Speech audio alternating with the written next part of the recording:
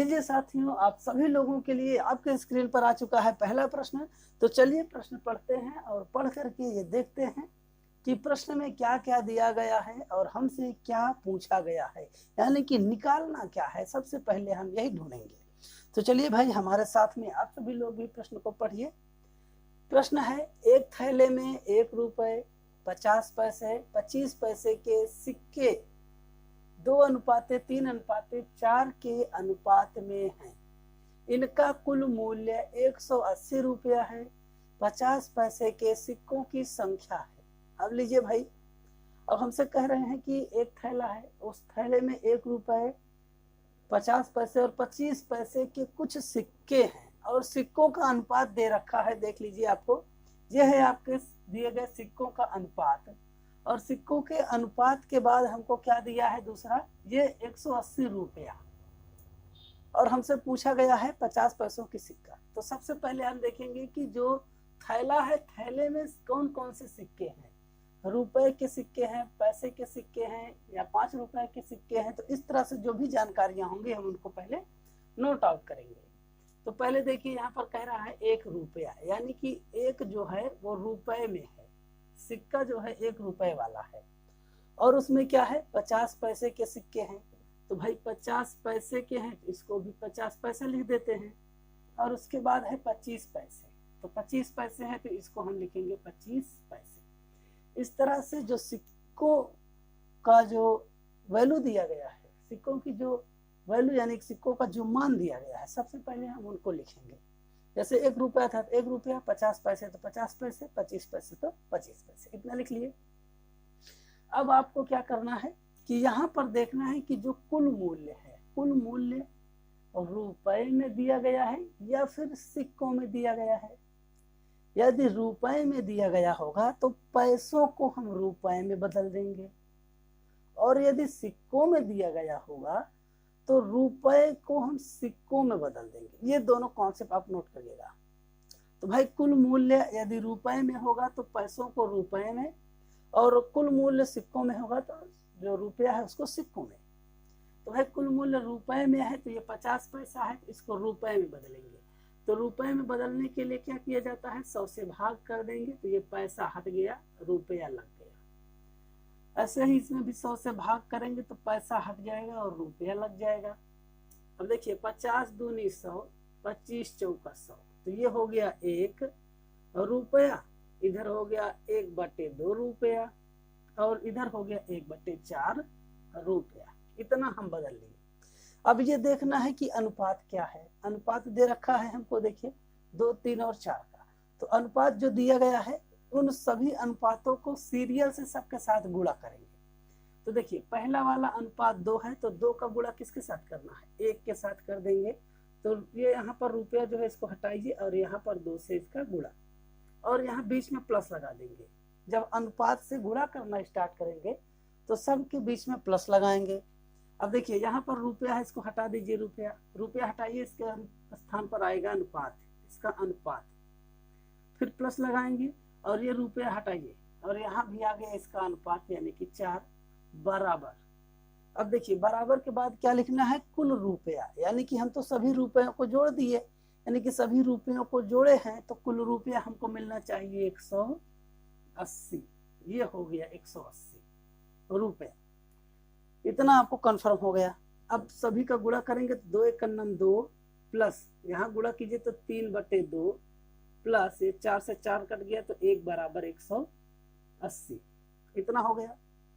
अब इसमें आपको क्या करना है, भिन्न वाला जोड़ सभी लोग जानते हैं, तो सबको जोड़ लीजिए भिन्न की सहायता से। 2 दूनी 4, प्लस ये हो जाएगा 3, प्लस 2 बट्टे में 2 बराबर 180। इतना करेंगे, क्योंकि हम इतना आपको बेसिक बताते हुए चल रहे हैं, जहां पर आप कोई भी स्टेप भूले ना, जिससे आपको पूरा सीरियल से समझ में आ जाए। और आप तेज हो जाते हैं तो आप इसको स्टेप कट भी कर सकते हैं। तो अगला है आपका, जोड़िएगा तो 4 3 7 2 9, यानी कि 9/2 बराबर 180। इतना हो गया 180 तक।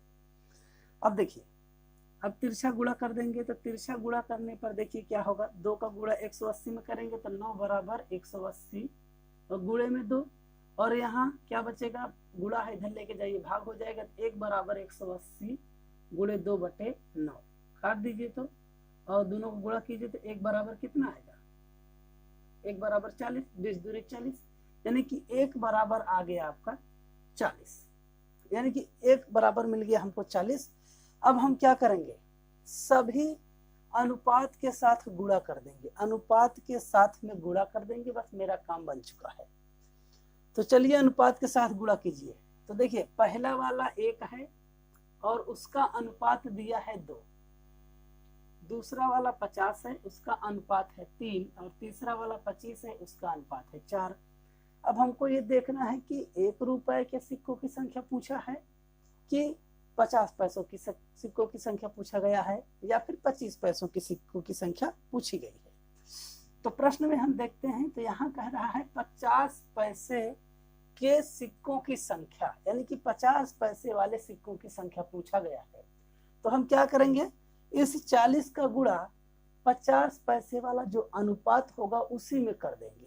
तो भाई 40 पैसे वाला अनुपात कहाँ पर है, 3 है, तो यहाँ हम 3 गुणे 40 करेंगे तो हो जाएगा 120 सिक्के। ये हो गया आपका काम खत्म। किसके सिक्के हैं भाई, 50 पैसे वाले सिक्के हैं। तो 50 पैसे के कुल कितने सिक्के हैं, 120 सिक्के हैं। एकदम सिंपल सा प्रश्न था, सिंपल लॉजिक के साथ मैंने आपको समझाया। कहीं पर ना तो कोई स्टेप काटे हैं, ना तो कहीं पर कोई भी मिस्टेकिंग तो हमको लग ही नहीं रही कहीं से हो। तो इस तरह से आप इन प्रश्नों को इसी बेसिक कॉन्सेप्ट के साथ में हल करेंगे तो बहुत ही आसानी से हल होगा। आप इसको शॉर्टकट भी कर सकते हैं, शॉर्टकट करना चाहें तो फटाक से दिया आपको आता है तो आप तुरंत पैसों को फटाफट रुपए में चेंज कीजिए, अनुपात के साथ गुणा कर दीजिए, बराबर 180, तो आप डायरेक्ट यहाँ आ सकते हैं इतने। लेकिन आपको कैलकुलेशन जब अच्छे से आएगा तभी आप इस तरह के शॉर्ट तरीकों को अपना सकते हैं। मैं चाहता तो आपको शॉर्टकट तरीका भी बताता, लेकिन इसमें क्या होता कि आपका कई कॉन्सेप्ट कट जाता बीच से, और आप बेसिक कॉन्सेप्ट से दूर हो जाते और आपको समझ में नहीं आता। और इस तरह से यदि आपको बेसिक समझ में आ गया है तो आप कहीं पर भी कोई स्टेप भूलेंगे नहीं और आपको अच्छे से समझ में आएगा। बस चलिए इस तरह की अब मैं एक प्रश्न और लेता हूं जिससे आपका जो डाउट थोड़ा बहुत बचा है वो भी पूरा। प्रश्न नंबर 2, सिक्कों का ही प्रश्न नंबर 2। तो चलिए देखते हैं कि इस प्रश्न में क्या दिया गया है। तो प्रश्न है, एक थैले में 1 रुपए 50 पैसे 25 पैसे के 340 सिक्के हैं। 340, ध्यान रखिएगा, 340 सिक्के हैं। यदि सिक्कों का अनुपात 5:4:1 के अनुपात में है तो 25 पैसे के सिक्कों की संख्या है। तो देखिए आप सभी लोग, दिया गया है 25 पैसे के सिक्कों की संख्या है, यानी कि 25 पैसे वाले कितने सिक्के हैं यही पूछा गया है। तो हमको कितना सिक्का दिया गया है, तो कह रहा है 340 सिक्के। तो भाई 340 सिक्के में 25 पैसे के कितने सिक्के होंगे, 25 पैसे के सिक्कों की संख्या हमसे पूछा है। तो बेसिक और एकदम सिंपल प्रश्न है। जब आपको टोटल धन यानी कि कुल वैल्यू जब सिक्कों में दे दी जाए तो आपका प्रश्न बहुत इजी बन जाता है, इतना इजी कि आप आंख मूंद कर भी प्रश्न बना सकते हैं। तो चलिए देखते हैं कि इतना इजी बना कैसे। तो हम क्या करेंगे, तो पहले हमको दिया गया है टोटल सिक्के। भाई टोटल सिक्के कितने हैं, 340 हैं। तो 340 ऐसे लीजिए 340, और उसके नीचे क्या करना है, आपको बटा का चिन्ह लगाना है। सिक्कों की संख्या ले लिए, अब लगा देंगे बटे का चिन्ह। भाई भाग का चिन्ह लगा दीजिए, उसके बाद सभी अनुपात को जोड़ दीजिए, जितने भी अनुपात हैं जोड़ दीजिए, कुछ नहीं करना आपको, बस अनुपात जोड़ दीजिए।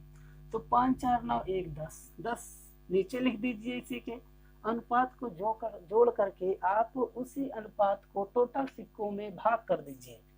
तो भाई 10 से भाग करेंगे तो कितना आएगा, 34 मिल गया। बस आपका कंप्लीट, प्रश्न कंप्लीट। तो भाई 34 मिल गया है, तो क्या है ये, 34 सिक्कों की संख्या है। किसके सिक्कों की संख्या, तो चलिए देखते हैं रेशियो के अनुसार। तो भाई 1 रुपए का अनुपात है 5, 1 रुपए का अनुपात है 5, और 50 पैसे का अनुपात है 4, और 25 पैसे का अनुपात है 1। तो हमसे सिक्कों की संख्या किसकी पूछा है, तो 25 पैसे वाले सिक्कों की संख्या पूछा है। तो 25 पैसे का जो अनुपात है उसी में गुणा कर दीजिए। तो 25 पैसे का अनुपात है 1, तो 1 गुणे 34, तो बराबर कितने सिक्के, 34 सिक्के। तो ये हो जाए 34 सिक्के। अब इसी में मान लीजिए कि आपसे पूछ ले कि भाई 50 पैसे के सिक्के बता दीजिए कितने हैं, तो 50 पैसे का अनुपात कहाँ है, 4 है। तो 50 पैसे के अनुपात के लिए जो 50 पैसे का रेशियो है उसमें गुणा करेंगे, यानी कि 4 के साथ में 34 का गुणा कर देंगे। तो गुणा करिए तो 4 चौके 16 की 6 हासिल लगा, 1 4 12 1 13 136 सिक्के हैं। किसके सिक्के हैं ये सभी, 50 पैसे के। तो भाई 50 पैसे के 136 सिक्के आ गए। अब इसी तरह से हमसे पूछ सकता है कि 1 रुपए के सिक्के बताइए। तो 1 रुपए के सिक्के कितने हैं भाई, 5 का अनुपात है 34 सिक्के। तो गुणा कर दीजिए तो 5 चौके 20, ये हो गया 20 है ना, और हासिल लगा 2, 5 3 15 2 17, 170 सिक्के। तो चलिए सभी सिक्कों को जोड़कर देखते हैं कि 340 आया कि नहीं आया। तो इसके लिए क्या करेंगे, 34 सिक्का और 136 सिक्का और 170 सिक्का, सबको जोड़िए तो 6 4 10 हासिल लगा 1, 7 7 14 की 4 हासिल लगा 1 3। तो देख लीजिए भाई सभी का योगफल भी हमारा 340 सिक्का आ गया। तो इस तरह से सिक्के वाले प्रश्न बहुत ही इजी होते हैं। क्या करना है आपको, टोटल सिक्के लेना है और उसके बाद जो अनुपात है उस अनुपात को जोड़ करके सिक्कों की संख्या में भाग लगा दीजिए, बस हो गया काम। इसके बाद जिसका पूछा जाए उसी के अनुपात में गुणा, जिसका पूछा जाए अनुपात में गुणा, आपका काम खत्म। तो चलिए अब हम देखेंगे इसी में का एक और प्रश्न, उसके बाद आप देखेंगे मिश्रण का प्रश्न। तो साथियों आप सभी लोगों को एक और प्रश्न बहुत ही परेशान करता होगा, जिसमें 2 पैर वाले जीव और 4 पैर वाले जीवों के सिरों या पैरों की संख्या दे करके आपको उनसे संबंधित प्रश्न बना करके पूछ लिया जाता है। जैसे यहाँ पर मैंने एक प्रश्न लिख भी दिया है। इस तरह के प्रश्नों को बच्चे जब लगाते हैं ना, उनका बहुत कंफ्यूजन रहता है और ऐसे प्रश्नों को बनाने के लिए वो बहुत बड़ा समीकरण भी बनाते हैं। कभी कभी क्या होता है कि समीकरण नहीं समझ पाते, उनका गलत भी हो जाता है। तो ऐसे बच्चों के लिए मैं एक ट्रिक लेकर के आया हूँ, जिसमें आप ये देखेंगे कि जो 2 पैर और 4 पैर वाले जीवों का प्रश्न होता है, उनको आप बड़ी आसानी से बस एक छोटा सा कॉन्सेप्ट याद करके बना सकते हैं। छोटी सी विधि है, आप इसको देखेंगे तो आप बहुत जल्दी समझ भी जाएंगे। तो विधि हमारी देखिएगा कि प्रश्न हम जब पढ़ेंगे तो उसमें हम जो आपको बताएंगे उतनी बातों को याद रखना है। प्रश्न है, रहीम के पास कुछ मुर्गी और गाय हैं। पहले देख लीजिए कि कुछ मुर्गी और गाय हैं, यानी कि 2 पैर और 4 पैर वाला जीव है। तो मुर्गी के कितने पैर होते हैं भाई, 2 पैर, गाय के 4 पैर। ये पहला कॉन्सेप्ट आपको मालूम होना चाहिए कि मुर्गी के कितने पैर होते हैं और गाय के कितने पैर होते हैं। जिनको मुर्गी और गाय के पैरों की संख्या नहीं मालूम है वो तो प्रश्न नहीं बना पाएंगे। उनको रटना होगा कि भाई गाय के कितने पैर होते हैं, मुर्गी के या बतख के, इस तरह से भैंस का, सबका याद रखना पड़ेगा। जो वास्तविक जीवन से संबंधित है उनको मालूम है, तो चलिए सभी लोगों को मालूम होना चाहिए। आगे है, यदि सिरों की संख्या 48 है, तो भाई सिरों की संख्या दे रखा है 48। पहली जानकारी हमको मिल गई कि सिरों की संख्या 48 है। आगे है, और पैरों की संख्या 140। तो पैर कितने हैं भाई, पैरों की संख्या 140 है। तो मुर्गियों की संख्या कितनी है, मुर्गियों की संख्या हमसे पूछा है, यानी कि 2 पैरों वालों की जानकारी हमसे पूछा है। तो 2 पैरों वाली जानकारी पूछा गया है, 4 पैर का नहीं पूछा गया है ना। तो भाई जिसकी जानकारी हमसे ना पूछा जाए उस नंबर का गुणा सीधा सिर के साथ कर देना है, सीधा सिर के साथ। तो भाई 4, यानी कि गायों की जानकारी नहीं पूछा है, गाय के 4 पैर होते हैं, तो 4 का गुणा सीधा सिरों की संख्या। तो सिरों की संख्या 48 है, इसी 48 के साथ में 4 का गुणा कर दीजिए। भाई इसकी जानकारी नहीं पूछा गया है तो उसी नंबर का गुणा करेंगे सिर के साथ में जिसकी जानकारी नहीं पूछा होगा, और उसके बाद माइनस करेंगे, यानी कि घटाएंगे। क्या घटाना है, पैरों की संख्या। पैरों की संख्या 140 है, तो यहाँ हम लिख देते हैं 140 और बट्टा लगाइएगा जिसकी जानकारी पूछा गया है, यानी कि मुर्गियों की संख्या हमसे पूछा है, तो यहाँ नीचे लिख देंगे मुर्गियों के पैरों की संख्या, यानी कि 2 लिख देंगे। अब दोनों का गुणा कराइए भाई, कितना होगा, गुणा सबको आता है, 8 चौके 32, 2 हासिल लगा 3, 4 चौक 16, 16 3 19, 192 माइनस 140, नीचे 2 घटाइए भाई, घटाएंगे तो आपको मिल जाएगा 52/2, काट दीजिए, आ गया 26। ये हो गए भाई, 26 हो गए। तो जो मुर्गियां हैं उनकी संख्या कितनी है, 26। तो भाई मुर्गी की संख्या हमको मिल गई 26।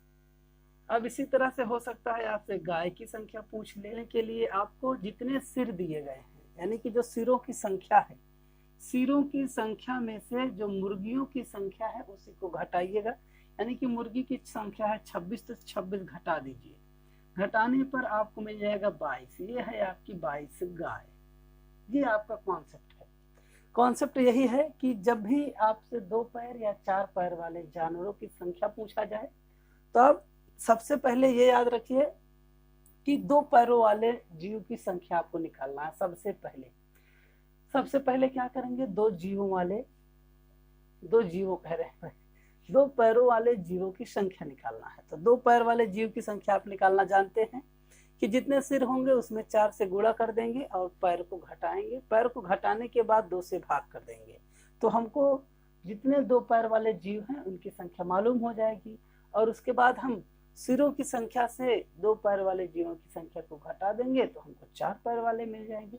एकदम बेसिक कॉन्सेप्ट है, कहीं आपको भूलना नहीं है, ना तो कोई समीकरण बनाना है। तो चलिए, और इसके साथ में एक और प्रश्न देख लेते हैं जो मिश्रण का है, बहुत बच्चों को परेशान करता है मिश्रण वाला प्रश्न। 4 प्रश्न बताऊंगा, बहुत ही इंपॉर्टेंट प्रश्न है। ये आपकी सफलता में अहम भूमिका निभाएंगे। दिया गया है एक धातु में तांबा तथा जिंक 9:4 के अनुपात में है। 24 किलोग्राम तांबा के साथ कितना जिंक पिघलाना पड़ेगा।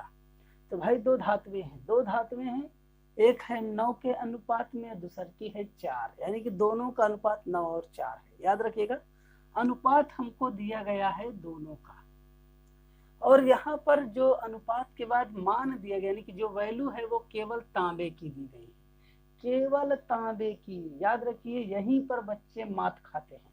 जो बच्चे प्रश्न को नहीं समझते हैं यहीं पर गलती कर बैठते हैं। तो आपको गलती नहीं करना है, आपको ये समझना है कि यहाँ पर जो वजन दिया गया है ये तांबा और जिंक दोनों का मिला करके नहीं दिया गया है, एक का ही वजन है जो कि तांबे का है। तो देखिए, तांबे का वजन दिया गया है 24, एक का वजन है, दोनों का नहीं है। तो दोनों का दिया जाएगा तो उसका दूसरा रूल है, जब एक का दिया जाए तो उसका दूसरा रूल देखिएगा आप। तांबे के साथ कितना जिंक पिघलाना पड़ेगा। देखिए, तांबे का दिया गया है और हमसे जिंक पूछा है, तो हम क्या करेंगे कि जिसकी वैल्यू पूछी जाए, जिंक की वैल्यू पूछी गई है तो जिंक वाला अनुपात ऊपर रखना है। जिंक वाला अनुपात ऊपर रख देंगे तो जिंक है आपका 4 और जो तांबा है वो है 9। तो भाई जिसकी वैल्यू पूछी जाए, जिंक की वैल्यू पूछी गई है तो जिंक वाला अनुपात ऊपर और उसके नीचे जो तांबा है उसका अनुपात। और उसके बाद गुणा लगाएंगे, किससे गुणा कर देंगे, 24 जो टोटल मान, जो टोटल वैल्यू है उससे गुणा करेंगे। तो ये हो जाएगा आपका जिंक की जो वैल्यू होगी, जिंक का जो वजन होगा उसकी वैल्यू निकलेगी। तो इस तरह से देखिएगा, तो 3 तिरिक का 9 और 3 अठे 24, 8 चौके 32, तो 8 चौके 32 बटे में 3 भाग लगाइएगा तो ये हो जाएगा 10 सही 2/3 किलोग्राम। ये इसका सही उत्तर हो जाएगा। तो जिंक की वैल्यू हो जाएगी 10 सही 2/3 किलोग्राम। अब इसी पर यदि दे दिया जाता कुल वजन, हो सकता है कि इसी स्थान पर जो केवल एक की वैल्यू दी गई थी, यहीं पर जब कुल वजन दिया जाए, कुल वजन दिया जाएगा तो आप क्या करेंगे कि दोनों अनुपात को जोड़ करके भाग कर देंगे, दोनों अनुपात को जोड़ेंगे उसके बाद भाग करेंगे। तो ये इसका बेसिक कॉन्सेप्ट होगा।